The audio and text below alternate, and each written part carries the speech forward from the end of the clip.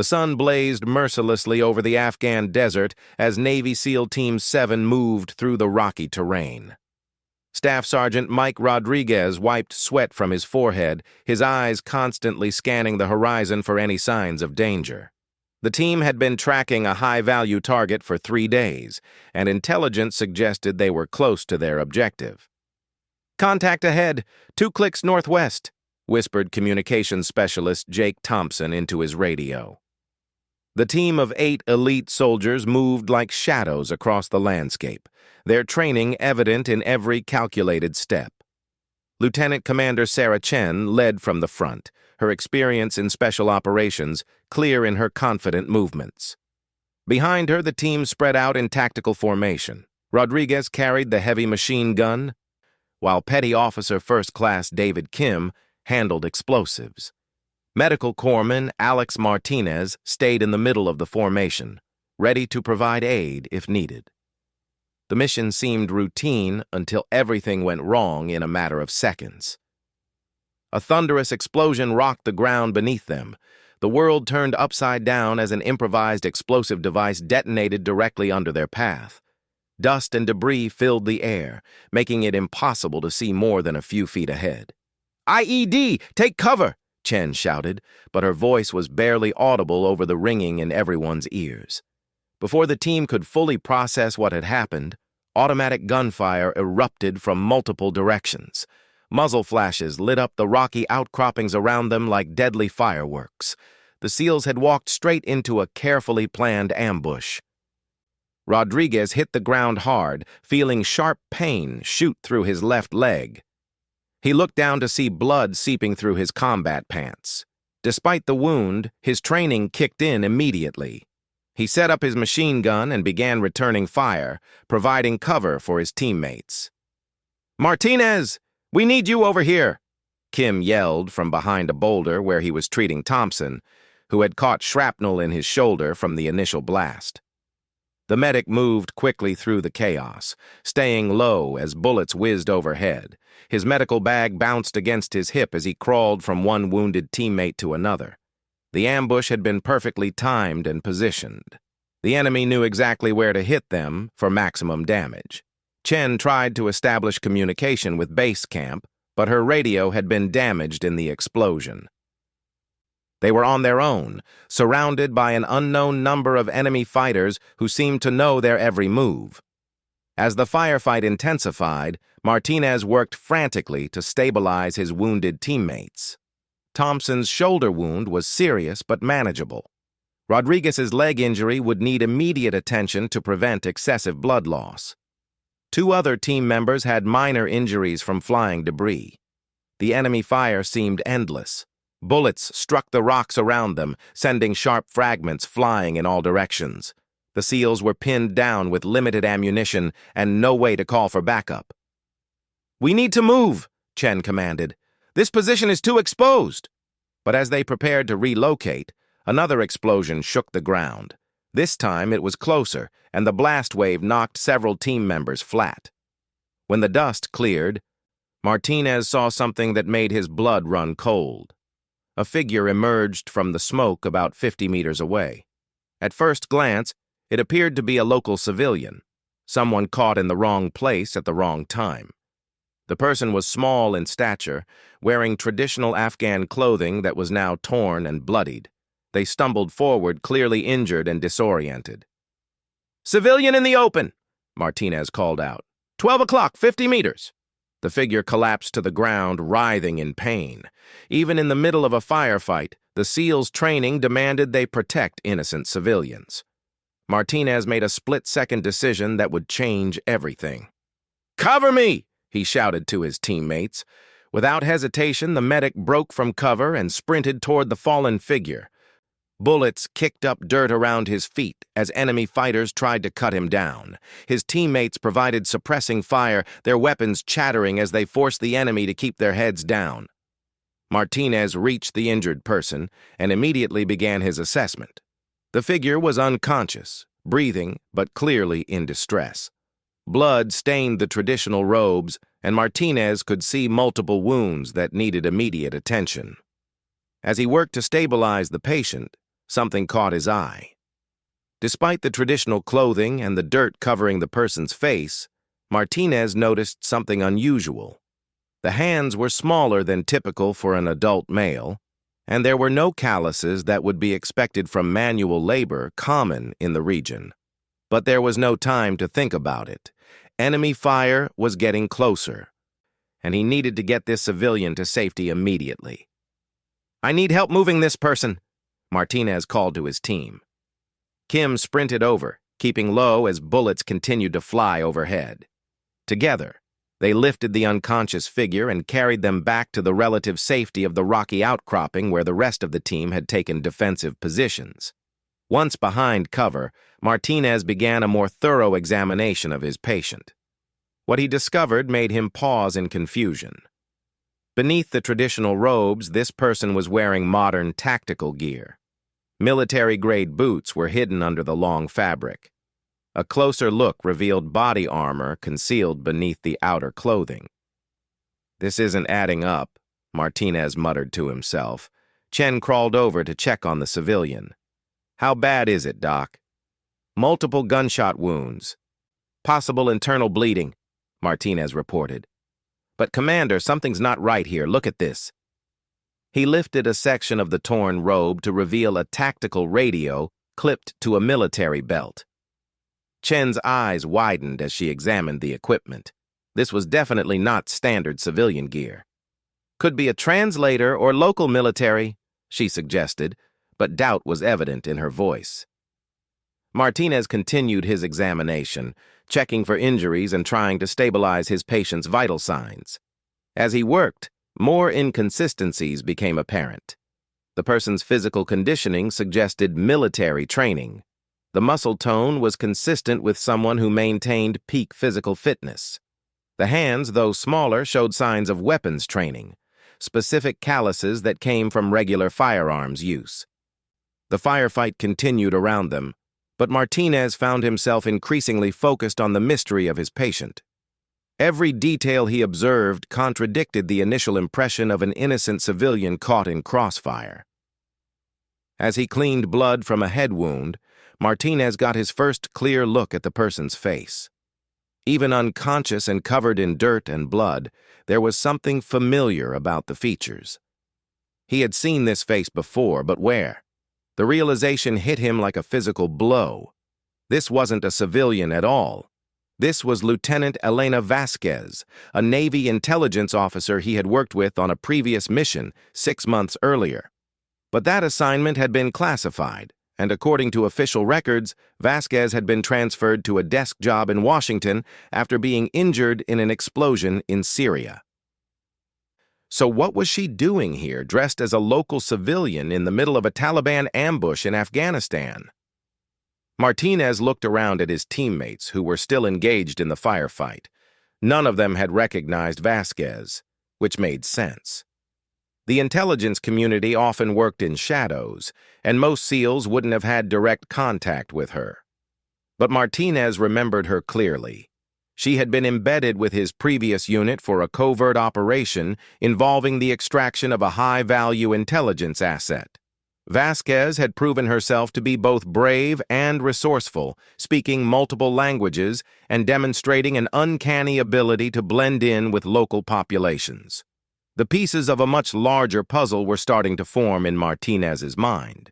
If Vasquez was here, operating under deep cover, then this entire ambush might not be what it seemed.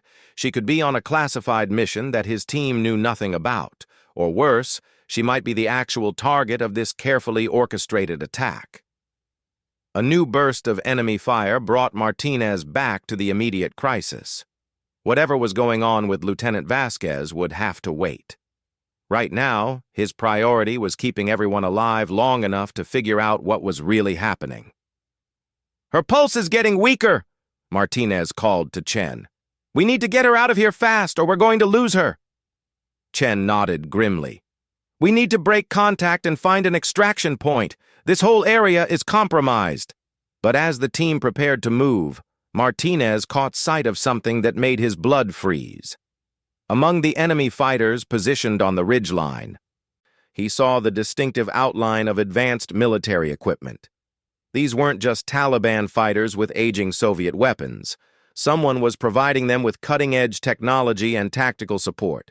The ambush wasn't random. It was specifically designed to capture or kill Lieutenant Elena Vasquez. And now, Martinez and his entire team were caught in the middle of something much bigger and more dangerous than they had ever imagined. Martinez's mind raced as he continued treating Lieutenant Vasquez while bullets flew overhead. The tactical equipment he had discovered beneath her civilian disguise painted a very different picture than what his team had been briefed on. This was no accidental encounter with an innocent bystander caught in crossfire. "Doc, we need to move now," Chen shouted over the gunfire. "They're trying to flank us from the east." Rodriguez, despite his leg wound, had positioned his machine gun to cover their rear. His sustained fire was the only thing keeping the enemy from overrunning their position. But ammunition was running low, and the enemy seemed to have an endless supply of fighters. As Martinez prepared to move Vasquez, she suddenly stirred. Her eyes fluttered open, unfocused but alive. When she saw Martinez leaning over her, confusion filled her expression. She tried to speak, but only managed a weak whisper that was lost in the chaos of battle. "Easy, Lieutenant," Martinez said quietly, using her rank deliberately. "You're safe with us." Vasquez's eyes widened slightly at the use of her military rank. She understood that Martinez had recognized her, despite her deep cover disguise. She grabbed his arm weakly and pulled him closer, trying to communicate something urgent. Her lips moved, but no sound came out. The head injury had affected her ability to speak clearly. Martinez leaned in closer, trying to understand what she was attempting to tell him. "The package?" she managed to whisper, her voice barely audible even with Martinez's ear inches from her mouth. "Must protect." Before she could say more, another wave of enemy fire forced Martinez to focus on moving her to better cover. But her words had given him a crucial piece of information. Whatever mission Vasquez was on, it involved protecting something or someone referred to as the package. Kim appeared beside Martinez, breathing hard from the constant fighting. "Doc, we're in serious trouble. They've got us surrounded on 3 sides, and we're down to our last few magazines." Chen's voice crackled over their short-range radio. "All units, prepare for immediate tactical withdrawal. We're moving to grid reference 347521. Martinez, can you move the civilian?" Martinez looked down at Vasquez, who was drifting in and out of consciousness. Moving her in her condition was risky, but staying here meant certain death for all of them. "Roger that, Commander. She's stable enough to move, but we'll need to carry her." As the team prepared to bound from their current position to a new defensive location, Martinez noticed something troubling. The enemy fire wasn't random or scattered like typical insurgent attacks. It was coordinated and professional, with fighters moving in tactical formations that suggested military training. Moreover, the weapons being used against them weren't the usual mix of older Soviet-era firearms common among Taliban fighters. Martinez could identify the distinctive sounds of modern American and European assault rifles mixed with the gunfire. Someone was supplying these attackers with advanced weaponry. The team began their tactical withdrawal, moving in pairs while others provided covering fire. Martinez and Kim carried Vasquez between them, trying to keep her as stable as possible while navigating the rocky terrain under intense fire. As they moved, Martinez caught glimpses of the enemy fighters. What he saw confirmed his worst fears. These weren't typical insurgents. Many of them moved with the precision and discipline of trained soldiers. Their equipment was too advanced, their tactics too sophisticated for a random Taliban cell. "Something's not right about this whole situation," Martinez muttered to Kim as they took cover behind a large boulder. Kim nodded, having noticed the same inconsistencies. "These guys are way too organized. It's like they were waiting specifically for us." During a brief lull in the fighting, Vasquez regained consciousness again. This time, she seemed more alert despite her injuries. She looked directly at Martinez with urgent eyes and managed to speak more clearly. "They know about Phoenix," she whispered, using what was clearly a code name. Martinez had never heard of Operation Phoenix, but the way Vasquez said it made clear this was something of critical importance. She was trying to warn them about something much bigger than a simple ambush. "Listen to me," Vasquez continued, her voice getting stronger despite her obvious pain. "My mission, compromised, double agent, in your command structure." The implications of her words hit Martinez like a physical blow. If there was a double agent in their command structure, it would explain how the enemy had known exactly where and when to ambush them. It would also explain the sophisticated tactics and advanced equipment being used against them. Chen's voice came over the radio again. "All units, enemy reinforcements approaching from the north. We need that extraction point now." Martinez keyed his radio. "Commander, we may have a bigger problem than we thought. Our civilian isn't a civilian, and this might not be a random ambush." There was silence on the radio for several seconds before Chen responded. "Explain when we reach the extraction point. Right now, we focus on staying alive." As they continued their fighting withdrawal, Vasquez managed to provide more crucial information in fragments. She told Martinez that she had been operating undercover for 3 months, investigating reports of weapons trafficking to insurgent groups. Her mission had led her to discover that someone within the U.S. military command structure was providing intelligence to enemy forces. "The package," she whispered during another pause in the fighting. "Flash drive, in my boot. Names, financial records, proof of everything." Martinez understood now why the ambush had been so precisely coordinated. Vasquez wasn't just any intelligence officer.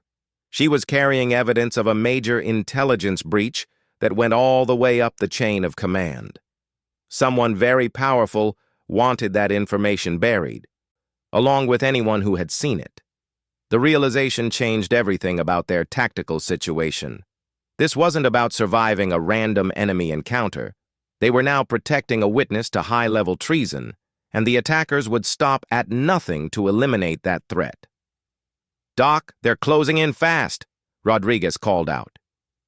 Despite his wounded leg, he had been providing crucial covering fire, but his ammunition was nearly exhausted.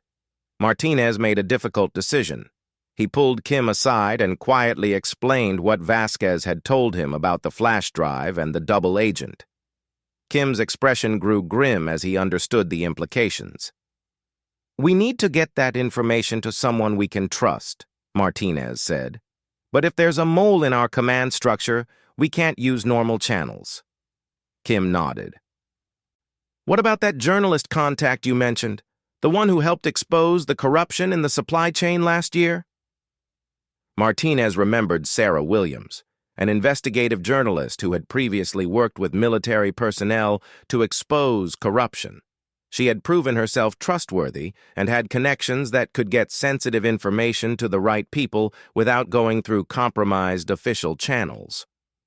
As they reached the extraction point, a small clearing surrounded by rocky outcroppings that provided some defensive advantage, Martinez carefully removed the flash drive from Vasquez's boot.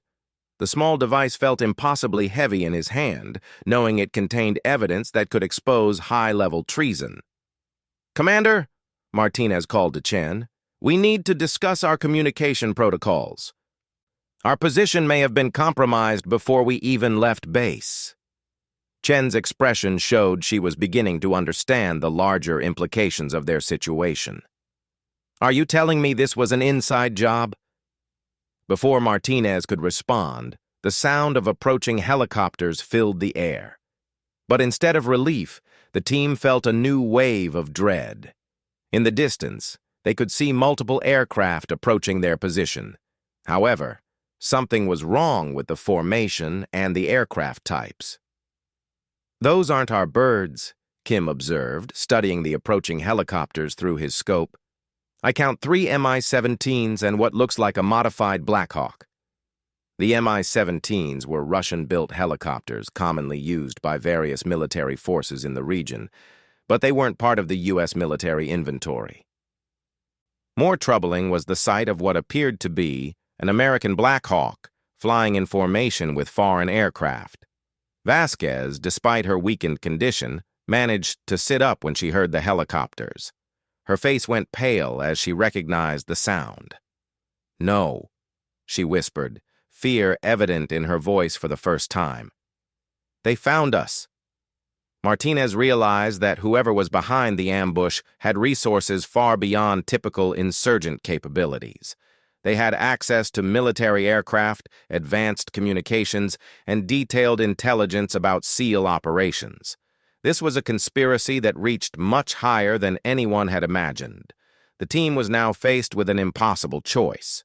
They could try to fight off the approaching helicopters with limited ammunition and wounded team members, or they could attempt to escape through hostile territory while carrying a wounded intelligence officer and crucial evidence of high-level treason. Either way, Martinez knew that their survival now depended on getting the information Vasquez had gathered to someone who could act on it. The stakes had just grown far beyond their original mission, or even their own lives. The approaching helicopters grew louder as Chen quickly assessed their desperate situation. With limited ammunition, wounded team members, and nowhere to run, she knew they needed a miracle to survive the next few minutes. "Spread out and find whatever cover you can," she commanded. "If they want to fight, we'll give them one they won't forget." Martinez positioned Vasquez behind the largest boulder he could find, trying to shield her from the inevitable aerial assault. As he checked her vital signs one more time, she grabbed his wrist with surprising strength. "The journalist," she whispered urgently. "Sarah Williams, she's the only one I trust. Promise me, you'll get the drive to her." Martinez nodded solemnly. "I promise, but we're all getting out of this together." Vasquez managed a weak smile despite her pain. "I've been undercover for months, Martinez. I know how deep this goes. If something happens to me, make sure the truth comes out." The first helicopter appeared over the ridgeline, and immediately Chen realized this wasn't a rescue mission. The aircraft opened fire without any attempt at communication or identification. Heavy machine gun fire raked their position, sending rock fragments flying in all directions. "Definitely not friendly," Rodriguez shouted as he returned fire with his remaining ammunition. The Black Hawk that Martinez had spotted earlier was hanging back, as if directing the assault rather than participating directly. Through his scope, Kim could see figures in the aircraft who appeared to be wearing American military uniforms. "Commander, that Black Hawk has U.S. personnel on board," Kim reported. "I can see American uniform patterns through the windows." The revelation confirmed Vasquez's warning about the double agent in their command structure. Someone with high-level access was orchestrating this entire operation to eliminate the evidence she had gathered. As the Mi-17 helicopters continued their assault, Martinez made a critical decision. He carefully copied the information from Vasquez's flash drive onto his own portable storage device, then hid the backup in his medical kit. If anything happened to the original evidence, at least there would be a copy. The firefight intensified as the helicopters landed ground troops to finish what the aerial assault had started. These fighters were even more professional than the ones from the initial ambush. They moved with military precision and carried the latest tactical equipment. "These aren't insurgents at all," Thompson observed as he engaged targets from behind cover. Despite his shoulder wound, he was still an effective marksman. "Look at their movement patterns. That's advanced military training." Chen keyed her radio, attempting to reach their base camp on multiple frequencies. If she could get word out about what they were facing, maybe someone could piece together the larger conspiracy. But every frequency was jammed with sophisticated electronic warfare equipment. "They're blocking all our communications," she reported to her team. "We're completely cut off." During the chaos, Martinez noticed something that gave him hope. One of the enemy soldiers had dropped a satellite communication device during the firefight. If he could reach it, he might be able to send an emergency message to someone outside the compromised command structure. "Kim, can you provide covering fire toward that downed enemy position at 2 o'clock?" Martinez asked. "What are you thinking, Doc?" "That SATCOM device. If I can get to it, I might be able to get a message out." It was an incredibly risky plan, but Martinez knew it might be their only chance to expose the conspiracy before they were all eliminated.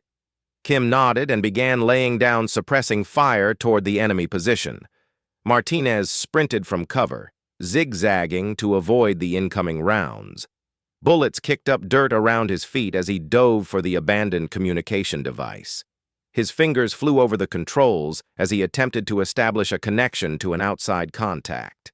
The device was still functional, and Martinez managed to connect to a secure network he recognized. Working quickly, he sent an encrypted message to Sarah Williams, the investigative journalist. The message was brief but contained the essential information: their location, the fact that they had evidence of high-level military corruption, and a request for her to contact the FBI and Inspector General immediately. As he finished sending the message, enemy fire forced him to abandon the device and sprint back to cover. But the message was sent, and for the first time since the ambush began, Martinez felt a glimmer of hope. "Did it go through?" Chen asked as Martinez dove behind cover. "Message sent. Now we just have to stay alive long enough for help to arrive." But their situation was becoming more desperate by the minute. Ammunition was nearly exhausted, and the enemy was closing in from multiple directions. Worse, Vasquez was losing blood despite Martinez's best efforts to stabilize her condition. Then, unexpectedly, the enemy fire began to slacken. The helicopters that had been providing close air support suddenly pulled back to a safer distance.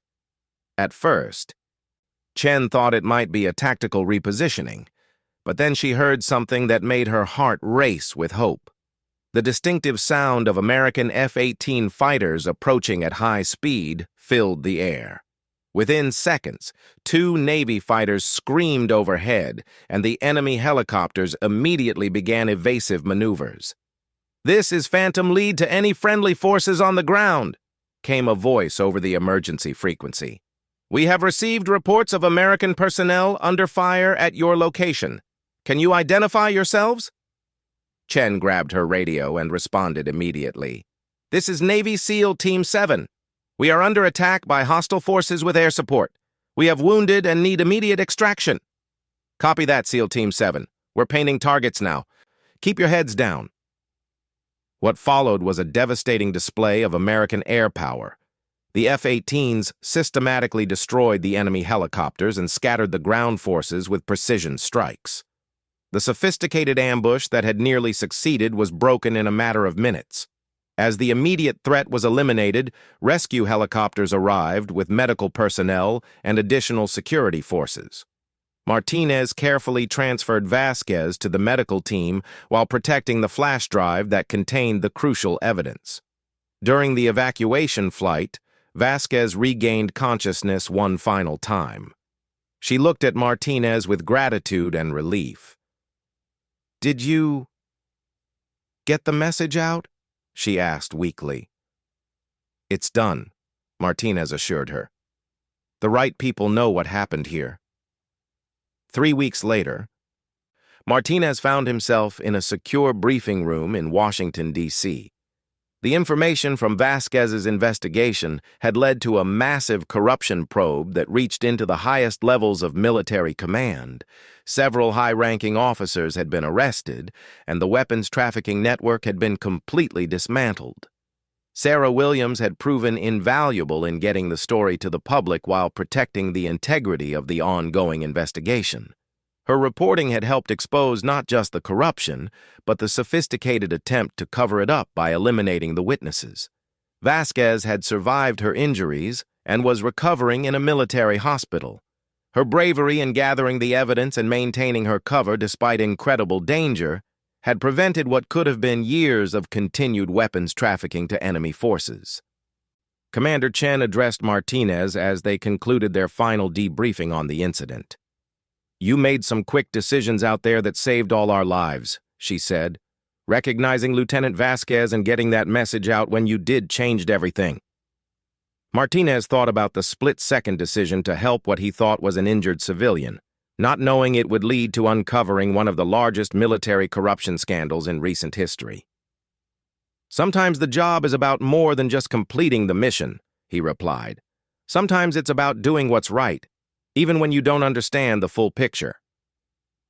The investigation revealed that the double agent Vasquez had identified was Colonel Marcus Webb, a logistics officer who had been selling weapons shipment information to insurgent groups for over 2 years. His network had provided millions of dollars worth of advanced military equipment to enemy forces, directly contributing to American casualties throughout the region. Webb's arrest had a domino effect, leading to the exposure of an entire corruption network that spanned multiple countries and involved both military personnel and defense contractors. The evidence Vasquez had gathered became the foundation for prosecutions that would continue for years. 6 months after the ambush, Martinez received a letter from Vasquez, who had returned to active duty with a promotion and a new assignment with the Pentagon Inspector General's office. "Dear Martinez," the letter read, "I wanted to thank you again for your quick thinking and dedication that day in Afghanistan. Your decision to help someone you thought was just an injured civilian, and then your courage in getting the evidence to safety, made all the difference. The investigation you helped launch has already prevented weapons worth millions from reaching enemy hands.